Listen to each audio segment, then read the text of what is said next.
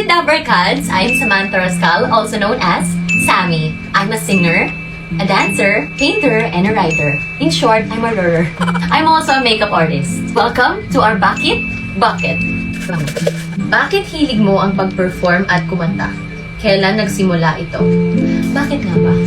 I started singing when I was 5 years old. Feeling ko wala pa ako sa tono noon. Sa electric fan lang ako kumakanta noon at sa tapat ng salamin. And then my teachers invited me naman na kumanta sa school. Sabi nila, may potential daw. Every time na nagpo-perform ako at kumakanta ako sa harap ng maraming tao, sobrang masaya ako kasi na-express ko yung feelings ko and nakikita ko sila na masaya sa performance ko.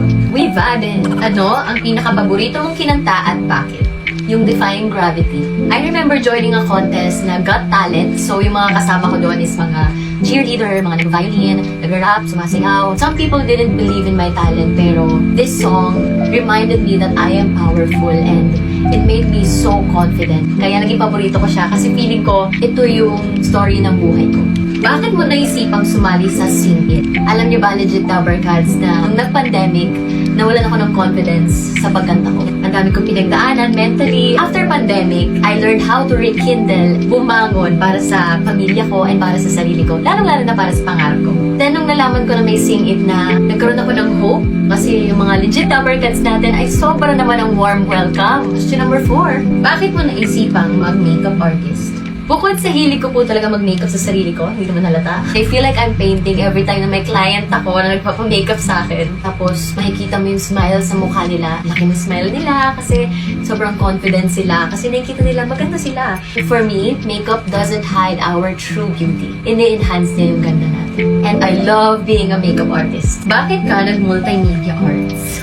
Bukod sa pag-artista at maging sikat na mga awit, pinangarap ko din ang maging director, maging scriptwriter, at maging actress. Nakapagsulat na ako ng 15 stories. May experience na ako sa acting. Gusto ko yung sumisigaw ng, cut! Good take! Bakit po kayo nag-decide na sumali sa pageants? May balak po ba kayo sumali sa Miss Universe in the future? Actually, hindi ako nag-decide na sumali sa pageant nung sa Miss STI. Hindi talaga dapat ako doon. Sa singing contest dapat ako sasali, pero pinush ako ng mga teacher ko na sa Miss STI na lang daw ako sumali. Unexpected, nakapasok ako sa cluster, and ako yung nag-title ng nationals. Mas nakilala ko yung sarili ko, and mas nalaman ko kung anong purpose ko in life. And that is inspiring other people and helping street children.